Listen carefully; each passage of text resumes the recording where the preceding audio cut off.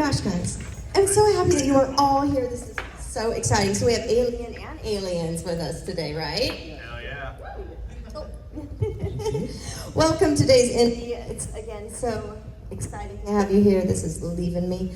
I want to start off, terrible batteries on these. I would love to start off this panel by discussing with each of you your acting journey and how you got involved in this crazy business and craft.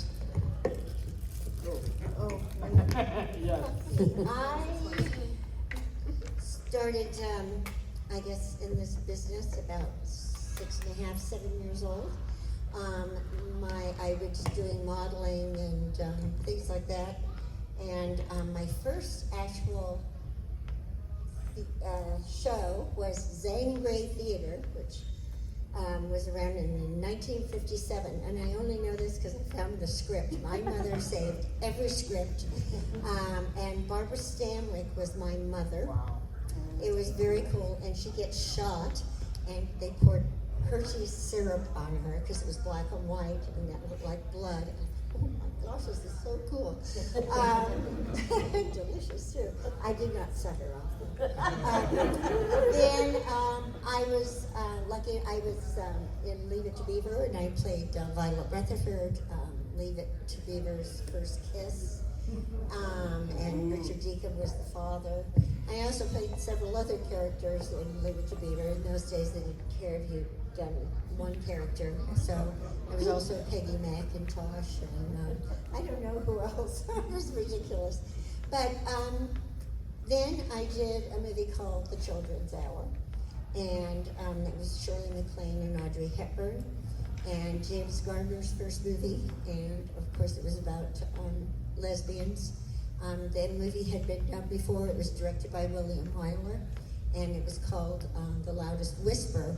And at that point, they had to do it as if Audrey Hepburn's character, but I don't know who played it in the original movie, was having an affair with a gentleman. And of course, it was written by Daphne Maurier, and it was actually Lillian Hellman. She wrote, Lillian Hellman wrote The Children's Hour, and it was originally about lesbianism. And so I remember I auditioned for several different characters, and my mother, because a lot of the kids were pulled from doing the movie because they found out what the theme was. And my mother, we had sort of taken these little acting classes with Frank Wyka and Bill Lockwood, who did the musical theater, and he would use to help with, the scenes and things like that. So my mother said, "So this is just like Frank and Bill, only two women." Well, it seemed perfectly natural to me. I mean, they were friends. I mean, it seemed. So when I tell the lie in the movie, I'm actually telling the lie about seeing them kiss. So it was really fascinating. And from that, Alfred Hitchcock saw me in that movie and requested meeting me for The Birds. So then I did The Birds, and he was terrific, Alfred Hitchcock. He sort of, I think, thought of me as his daughter. I could ask any question. He wasn't intimidating at all. I'd ask about fake birds on the jungle gym, and wouldn't people notice that they were fake? And he said, your eye sees movement, you assume everything is alive. And you can watch that movie to this day and never figure out which are the fake birds. From that, I went into Spencer's Mountain. I just kept working. It was really incredible. I auditioned for The Sound of Music, which my sister was in, and I did not get it. And Heather Menzies got the part that I was up for, but the casting man said to me, "Don't worry, I have you in mind for something." And that was Daniel Boone. So then I ended up being on the Daniel Boone series for a while. And I just sort of have been very fortunate. If there was downtime, I got married at 19. Then I wasn't working, but my husband was he was an actor, and he was taking acting classes with, now brain fart, shit. God, I'm having a brain. Oh, Jack Garfine. There, the group theater. He was part of the original group, which was Strasberg and all those people. And it just sort of, I wasn't working. I studied with him for like 3 years. I'm British, so I decided, well, I'll move over to England. And I moved over to England, and I got that a movie called Inserts in England. And then after that, I got Going South, and then Invasion of the Body Snatchers, and then Alien, and it just started to snowball. And here I am today. Last year I was in the series The Man on the Inside, which is on Netflix, Great. and it's just adorable. And I just had a movie out called The Ruse, which only ran for a week, so I'm sure none of you saw that. So here I am, and still working, and I love it. This is all I want to do. Amazing. So, What was Jack Nicholson like Yeah. as a director? And how much fun was that going south? oh, Going South, Jack was fantastic. I mean, he's just the greatest. I mean, he's just he's a character. I mean, and we were shooting in Durango, Mexico, which is dead center, scorpion capital of the world, if you didn't know. And Jack, of course, as you know, was addicted to the Lakers. So he would have them helicoptered in the shows, and he didn't want to know anything about them. And every weekend he would open up the house to cast, crew, anybody who wanted to come see Lakers games. And he would throw these sort of wild parties that, like, it was John Belushi's first job into the movie spectrum after doing Saturday Night Live, and John was a hoot and a half. But it was all the cast from Cuckoo's Nest. I mean, it was Christopher Lloyd and Danny DeVito, who they put a big sombrero on him and a poncho and tied him onto that horse because his legs were so short. He looked like a giant mushroom sitting I tell you, and Jack was just great. And then Witches of Eastwick, I got Witches of Eastwick. It was so interesting because this was, it was interesting because I'd done that movie Inserts, which is with Richard Dreyfuss and Bob Hoskins' first movie. It was X-rated at the time, but it's NC-17 now, if anybody's interested. And you can get it on Amazon. So I go in to meet Jack Nicholson for the first interview for Going South. And he comes up and he goes, "Hi, I'm Jack." Not like, no shit. And he goes, "Come down into my office." And of course, everybody heard stories between him and Warren Beatty. I mean, there were 50 million stories. And he's like, "Oh shit, here I am, Jack Nicholson." And I'm going to the office. And I'm walking down the hall, and it was at Paramount Studios, and they were very narrow passage. And he goes, "I loved you in Inserts." At which point, I turned vermilion. You didn't wear a lot of clothes in Inserts either, did you? No, I didn't. He didn't mention any of that. But, no, what can I say? So he goes, "I loved you in Inserts." I blush, and he goes, "Oh, I love a woman who blushes." I thought, oh my God, this is just unbelievable. But by the time I finished with my interview, he took my picture and put it on the wall. And of course, Danny and Christopher were on. He goes, "You're one of my gang." Of course, I was so excited. I called the agent when I got down. I said, "Jack Nicholson wants me to be in this movie Going South." And he goes, "Oh, well, they can all say that. You know, wait and see." But I'll be damned if I didn't get a call. And there I was, Durango, Mexico. And then to get Witches of Eastwick, I did not know this. But Jack was the one who insisted that my character was actually the fourth witch, because she's the one who realizes that he is the devil. And so, and then of course he tortures me because he can't have me telling everybody that I know he's the devil. And so when I was signing the contract, George Miller says to me, "You know, you have a real fan in Jack." He was the one who suggested that I meet you in the first place. And so, I mean, he's just a sweetheart. And then I did another movie with him. He's an amazing person, but he is there for off camera for everything. And he wears his outfits. He wears his wardrobe, and he's off camera. I went to visit when he was doing the stuff with the 3 ladies at the end with the kids and everything. There he is in his pink outfit, you know.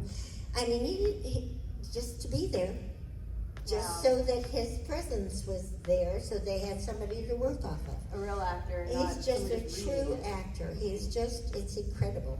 Because we've all worked with actors who, when it comes to off camera, they just sort of don't give you anything. And there are some stories in Hollywood about people giving entirely different performances when it comes around to them on camera. And you thought you were doing it one way, and they give you an entirely, so you're never on camera because the other performance is entirely different. So, but not Jack. He's there all the way, so he's great. I just want to make sure, like, if you don't know what off camera means, a lot of times when you're shooting, you'll shoot singles. So let's say the 2 of us are doing a shot here together. They'll do a shot of her or you, and I'll stand next to the camera. So I'm not being filmed at all. The film it's only on her. So, but I'm the other actor in the show, so they've already done like a master and a 2 shot of us, but they go into singles. I'm not, you don't see me, you're just tight on her.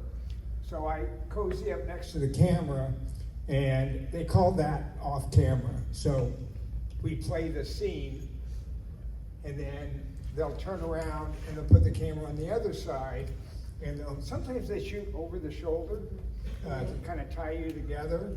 And so, when the camera's on me, then it'll be her turn to be off camera.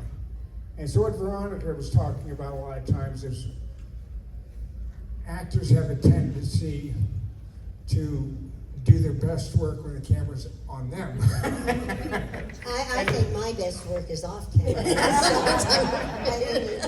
I'm so determined to give them everything. It's just ridiculous. Relaxed, and then all of a sudden. Yeah. All of a sudden things happen. You go, shit, why didn't I think of that when I was on camera? Well, that is quite a story, huh? Well, and sometimes you get into situations where you'll be in a car, or you'll be in a very tight, enclosed area, and you've got a camera in there, you've got an operator, you've got a focus puller, you've got maybe the director in there, and sometimes there just isn't room for the actor to do the off-camera for you. So sometimes they'll just take a piece of tape and they'll put it on the edge of the camera, on the camera frame, and instead of, and then maybe the director will just read the lines that the actress has. So there are times where there is no, you're not even playing to anybody, but it's all acting, it's all like make-believe anyway, so, but that happens sometimes where you don't have anybody to do your off-camera. Or the script supervisor does it. Right. Yeah, the script supervisor. Script supervisor, if there's room, yeah. But they're doing the off camera. There's some actors that And they're sitting over there by the video machine. don't do off camera. Have you ever worked with like an actor that doesn't do off camera? No, but Jack did when we did Witches of Eastwick and Cher did not want to do off camera. And she says, and Jack goes, no, you have to do the off camera. She said, I don't like doing it. And he says, well, tough shit. And he embarrassed her in front of everybody. He says, you will learn that you are going to do off camera. Okay. And so Was that was there. early in Cher's career or was it? No, she'd already done Late 80s, right? Moonlight or Moonstruck, whatever it was. Yeah. I did a But she TV didn't show. like doing off camera.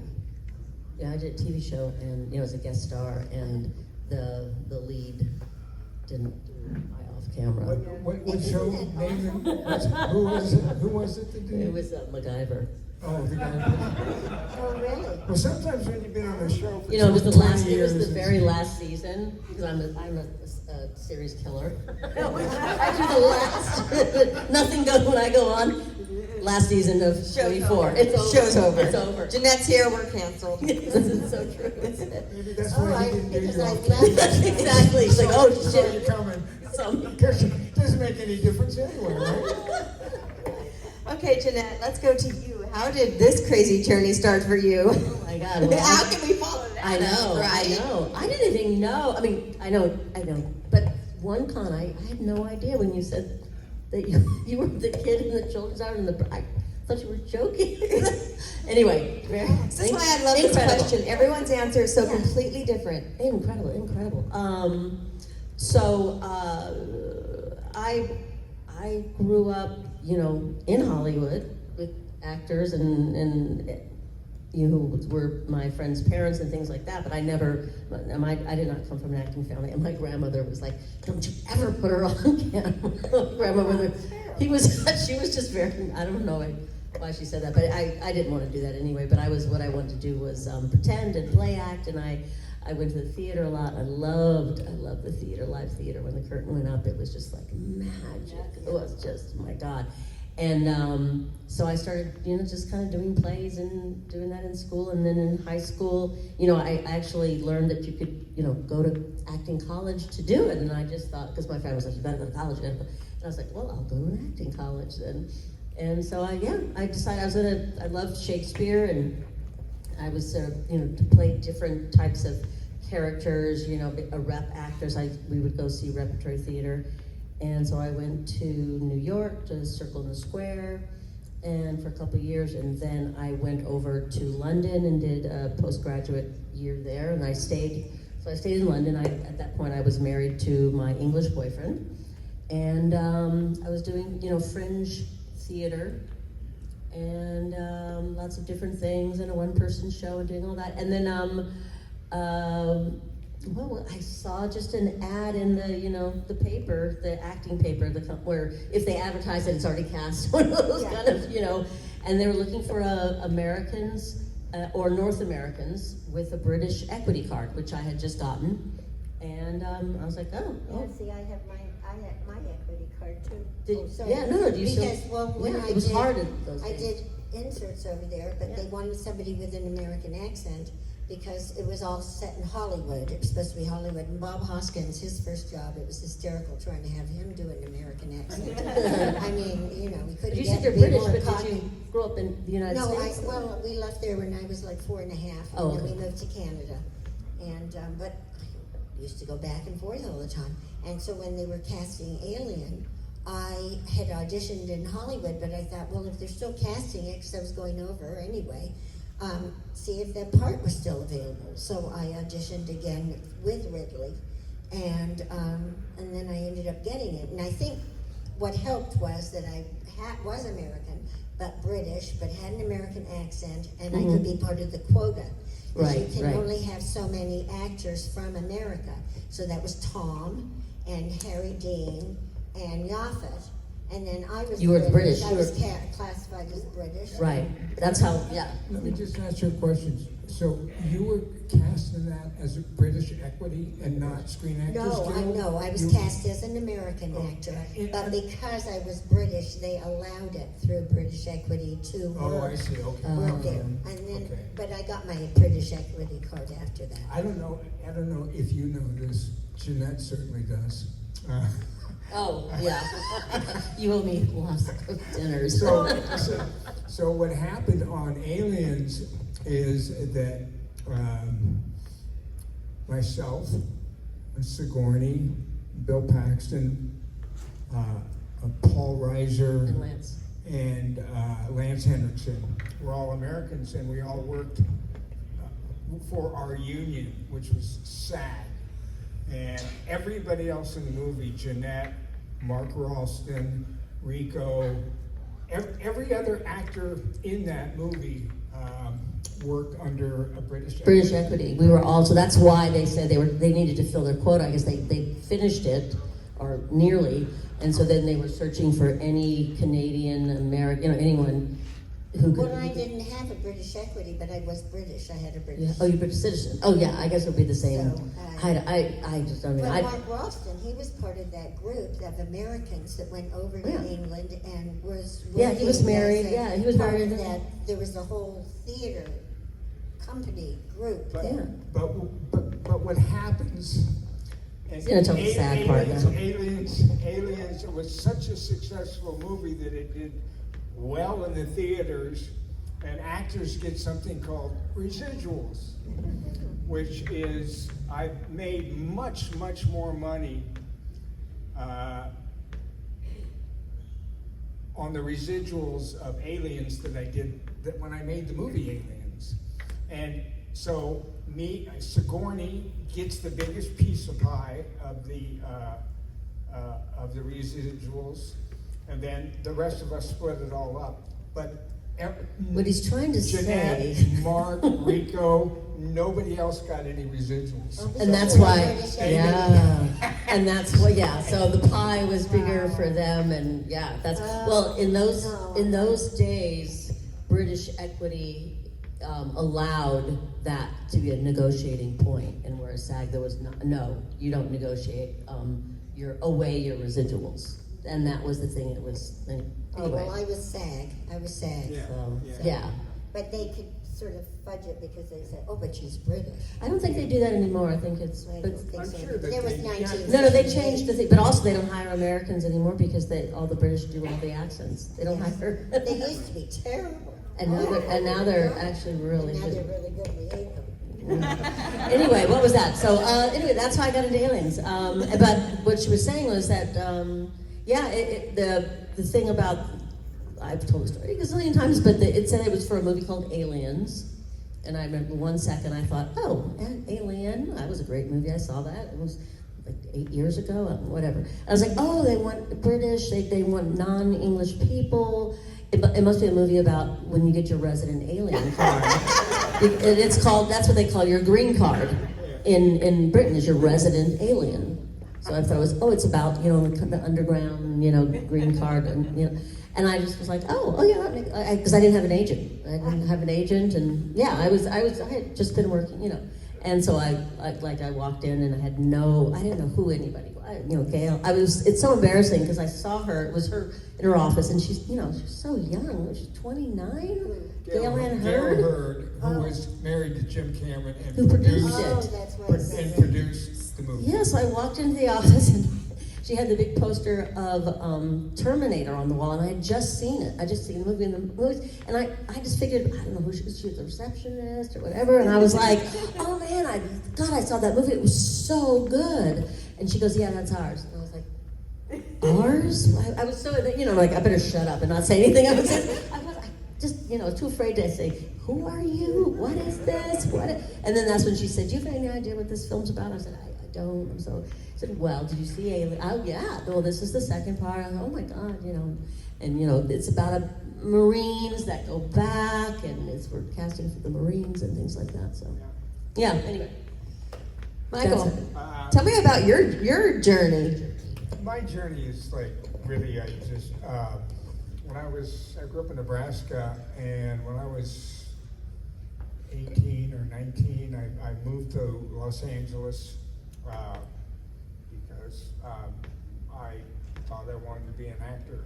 And how did you want to do that? Why did you think you wanted to be an actor for them? Well, actually, I went to I did some children's theater when I was in Nebraska, and I actually went to high school in Arizona, and I was the dean of the drama department at the University of Arizona happened to see me in a play that I was doing, and I was more of a kind of a jock,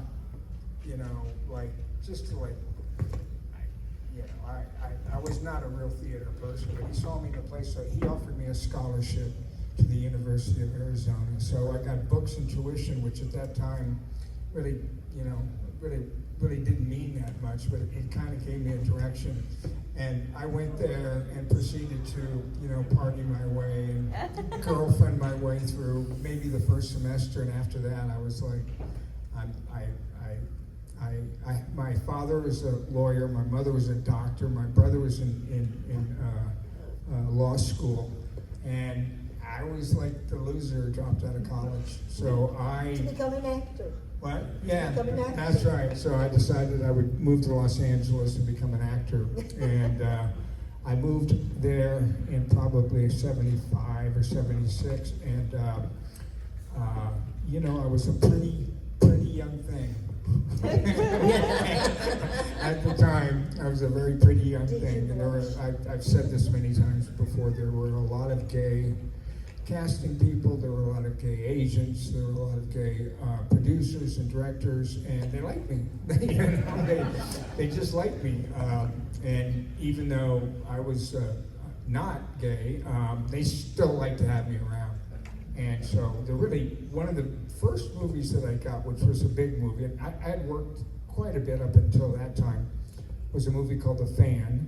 And The Fan was originally directed by a man named Boris Hussein, who was gay. My agent was gay, Ed Romano. And Ed. yeah. Ed, I was with Ed at one point, yeah. Ed is fantastic, and Ed and I became very, very, very close. But we made it for Robert Stigwood, who was gay. Kevin, the producer, and there was like, and the movie didn't really particularly do very well, but I've looked back over the years at like when I very, very first started, I did a couple of pilots. I was a little bit like you. Every time I was on a pilot, it never went anywhere. I did a few what they call pilots, and then I did things like an ABC afternoon special, which was kind of usually nice material. Remember the show Family? Remember that show Family? I did an episode of Family. I did some like television movies, and then I got a kind of a sex exploitation movie called The Coach with a woman named Kathy Lee Crosby, and that was just kind of like a B movie. And then I started, Hill Street Blues. I did a really, really good a show, it's like a 4-hour show called Deadly Intentions that was based on a true character. And right around that time was sort of when the Terminator was going on, and that's when I think the best thing that ever happened to me, because people talk about luck, it was lucky that I was able to audition for Jim Cameron. So I was able to get in front of Jim Cameron and audition for him. It could have been I wouldn't have been available. It might have been I was shooting something else. I was out of town, or And so after that happened, things got a lot easier for me. Because after he did the Terminator, and I got very, very close to Jim when we were doing the Terminator, and then when these guys went off to do Aliens, there was another actor that was going to play Hicks, and his name was James Remar, and Remar had a drug problem, and he got into trouble. Let's just put it that way, and is the way that I understand it, the English government kind of went, well, we don't really want this guy in town. So I knew they were shooting the movie because Bill was in it. And I, of course, was very close with Bill. I did 5 movies with Bill Paxton. And Aliens was one of them, but at the time, I knew they were shooting, but I got a call on a Thursday, and it was Gail Hurd, Jim's wife. Jim and Gail were boyfriend and girlfriend when they did The Terminator. They were married when they did Aliens, and they were divorced when we did The Abyss. Thank you. And don't know my own movies. It makes perfect sense. But anyway, Gail called me on Thursday, and she said, Michael, we're having to replace James Remar, who's playing Hicks, and would you be interested in coming over here? I was like, yes, yeah, absolutely. So that Monday morning, I was on the set, all geared up and, you know, wardrobed up, and the armor that we all wear was designed by each actor. Each actor, Jim said, here's your armor, you can write on it whatever you want.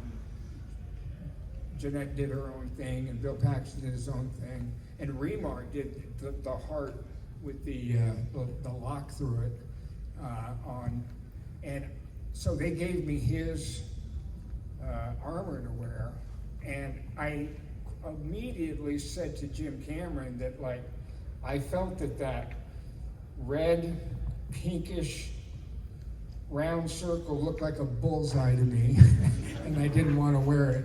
And Jim said, well, we shot a little bit with him, and I really appreciate it if you would wear it. And when Jim says, I'd really appreciate it if you did do it my way.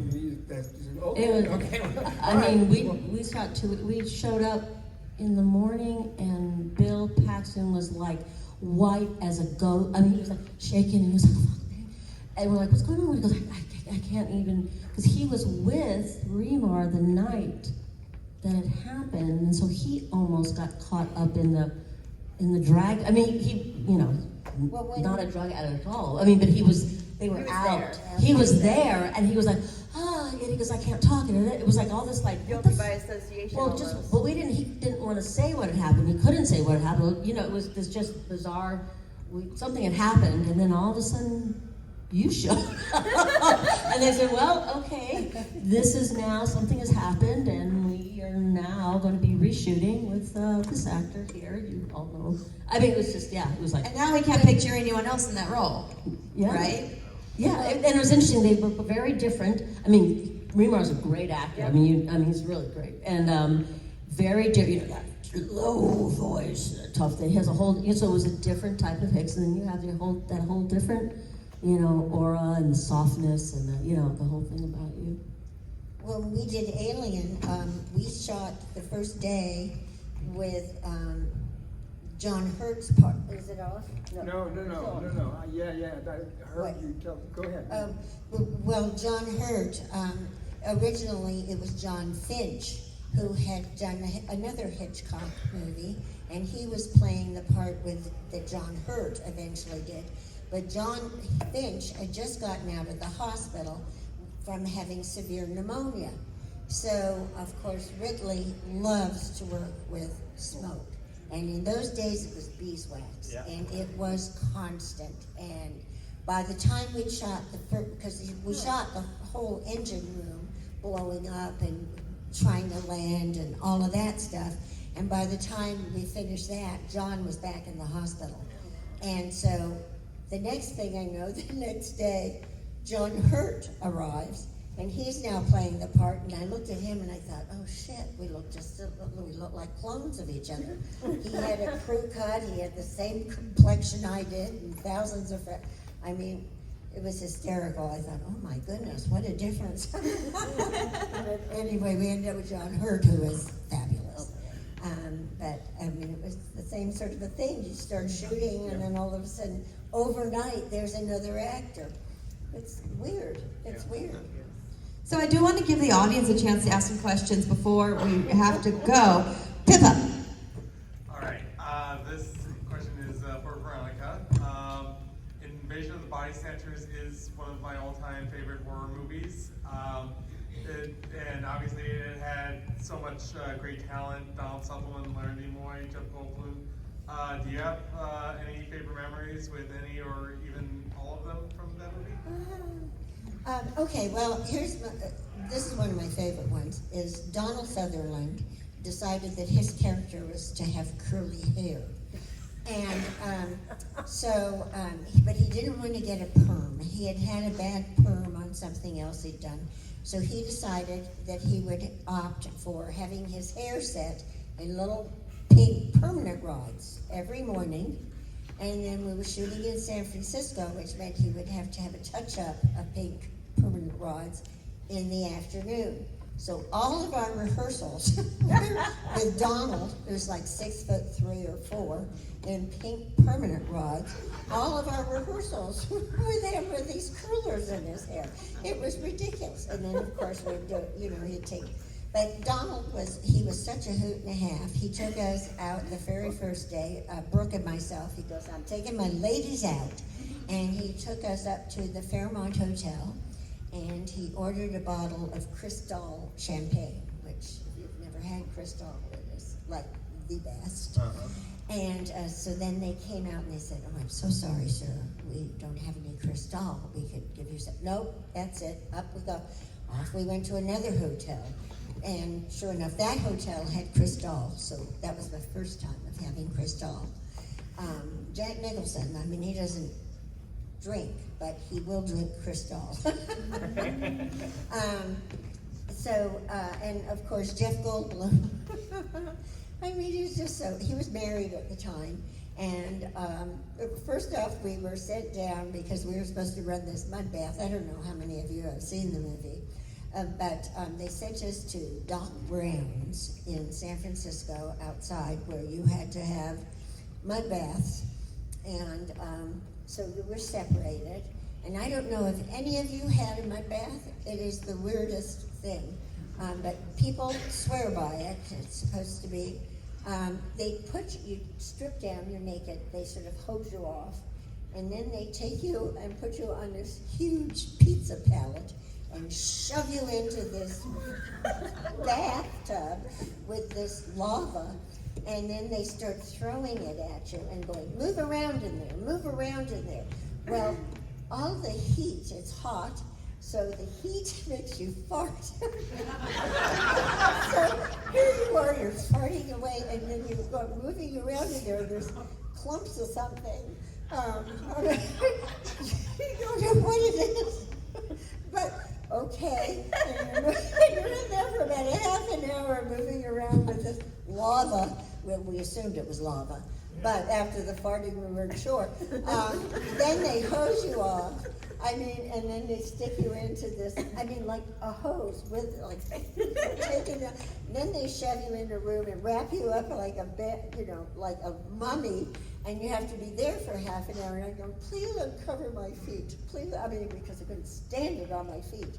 But anyway, we come out, you're glowing, you're absolutely glowing. And Jeff, the first words he says to me, oh, I don't know how sanitary that was. And I knew exactly what he was talking about. Oh, God. And then we had to go off and have dinner with the whole cast and Phil Kaufman, who's he's a sweetheart.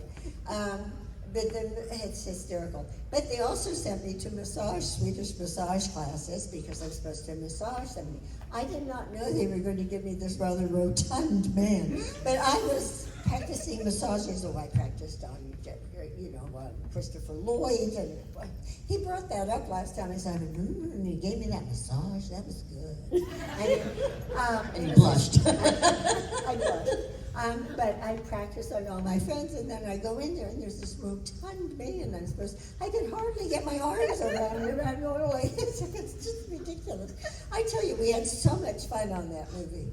And then we became known as the Dancing Belichicks because as we would go, Jeff and I would run back and forth, to see the thing, and the curtains are going, and we're like tap dance again and tap dance again. It was so ridiculous. I had a ball on that movie, and Phil he's just the best. It's great. So. I always ask for the whole panel, even if you don't want to say stolen, out of the movie Aliens, you guys keep any props? Do you have anything from the movies that you wore? No. No. I'm a good girl. No. We didn't even have a wrap party. I do know that Harry Dean wanted to split having hats, the Nostromo hats,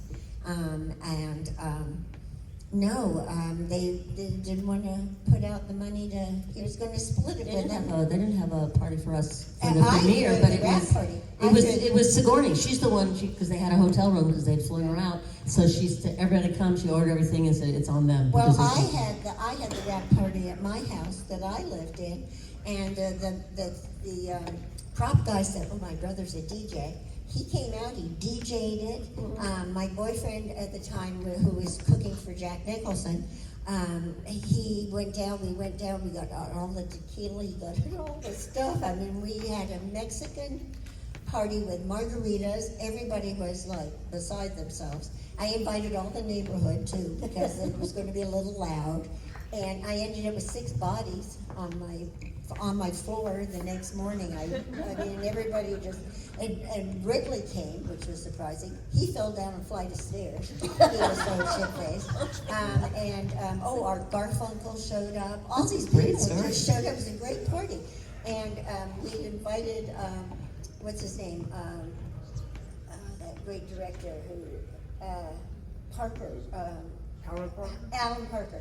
We had invited him because our makeup people had all worked with Alan Parker, and so he was invited to come, but he didn't. But I met Alan Parker on some job, and he goes, "Wait a minute, you're the one that threw that big party I was invited to." So word got around. It was a good party. Bill Paxton and I had a rap party every night, so during the production. Yeah. Question right there. Yes, during one of Vasquez's lines in Aliens, she just says, I only need to know one thing, where they are. And Hicks is in the background of that, saying her line.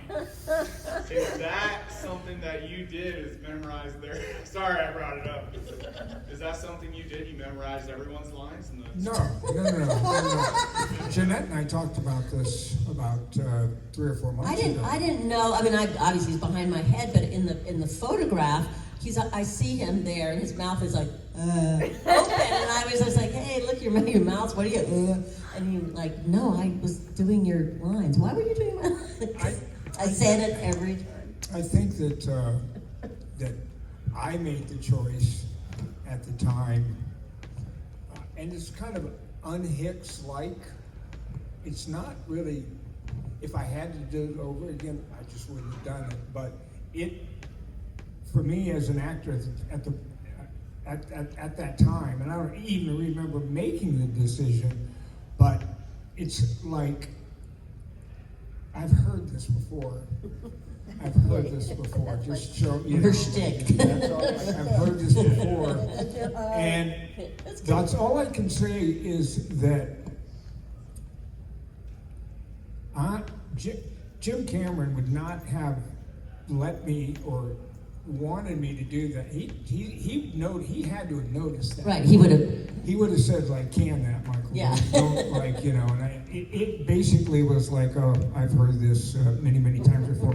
One of the interesting things I thought about Aliens when I went over there, of course, is, you know, we used to shoot on film, and we used to shoot with big cameras, and everything was on a camera. The very first time I ever saw a director using a monitor, meaning that they weren't just standing next to the camera, looking and going, okay, I think we've got that. Check with the camera guy. Did we get that focus? Everything good? Okay, let's move on. Was Jim. When we were doing Aliens, Jim had a little square box. It was about as long as this microphone. It looked kind of like this microphone, except for it was square. And it was long, and the end of it couldn't have been any bigger than about 4 inches by 4 inches. And Jim used to walk around and look at that. And so we're setting up to do a scene, just like we're setting up to do here. And instead of like watching the acting, he's staring at this tiny little box, and he would play this. You know, we would do the scene, and he was more interested in the framing and seeing that, and obviously he could tell that the performances were good, but I had never seen that before, and it kind of hurt my feelings a little bit that he'd like, you know, do a close-up on me, and instead of looking at me, he'd be looking at this little tiny little thing in his hand and go, all right, you good, Mike? All right, good. All right, moving on, you know. But that's the first time I ever saw it. Now, of course, they have what they call Video Village that everybody sits behind. They've got like these huge screens. The camera operators actually walk around with screens on their cameras, right? And then so they're walking around, and they have the same same what? Framing. What? Yeah, they have that. It's same, and it looks like a little TV. So it's changed a lot, but I remember that there's and Cameron always did everything first, but that was the first time I ever saw anybody ever look at anything other than the actors. Because, we used to go to dailies. Now they, you don't even, I wouldn't even think they have dailies. That was when they would. Do they have the one either? 'Cause there's Well, some that all- we didn't see any of the dailies. Very rarely did we see any of the dailies in Alien. But after the chest bursting scene, they invited us all to go and see the chest bursting scene, which I thought was like really cool.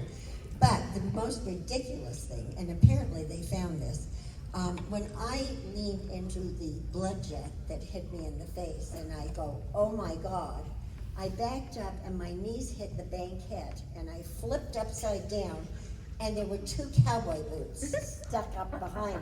And then this is me going, oh shit, they're still shooting. I roll over, I run back in so that I could still be finished.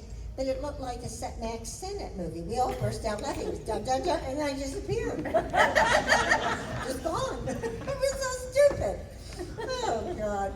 But somebody found that footage. I had a follow-up question. Vasquez has an accent. Mm-hmm. Was that something you chose to do as an actor, Yes. or is that something Jim wanted? No, the character was a Chicana, Okay.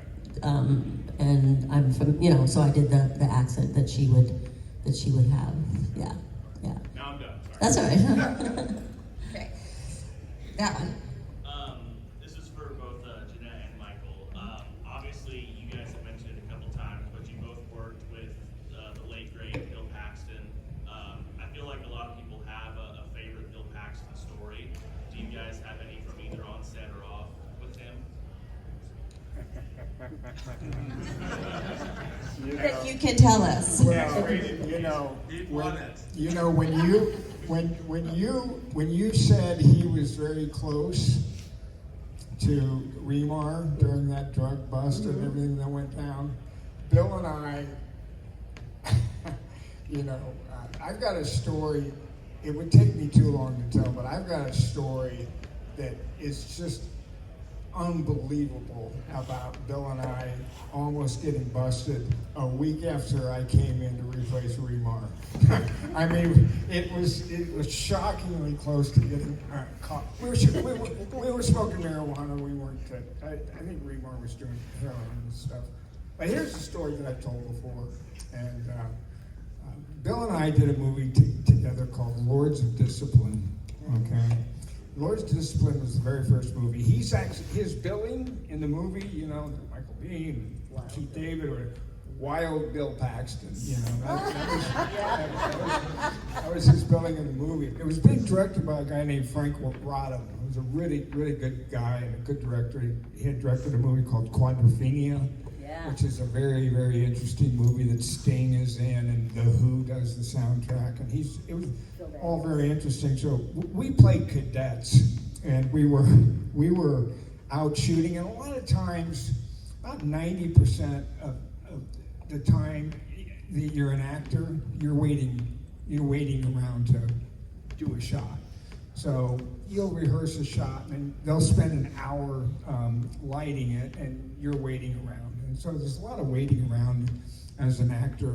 And we were shooting at a place called Wellington College in England, and so we have we do this, and I don't have any dialogue in the scene. Bill doesn't have any dialogue in the scene. We probably just walk by or whatever. But okay, well it's gonna be an hour, so relax for a while. So Bill says to me, "Hey Michael, you want to do some blow?" And I was kind of young. I wasn't that knowledgeable about it, but I was like, I'm always that guy's like, yeah, sure, whatever it is, I'll try it. Yeah, I'll take it. And so I said, yeah, okay, let's go do some cocaine. And she's 1985. No, 84. No, this must have been 80. I forgot. I don't know. I was two years before.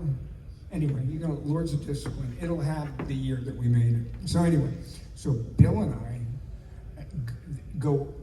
It was an exterior shot, so we were shooting exterior, and Bill and I go into the college, into Wellington College, and we go into the college, and we go like up 3 floors, and then turn right, went down the hallway, and then turned, and we wanted to get lost, right? And so we did, we got lost.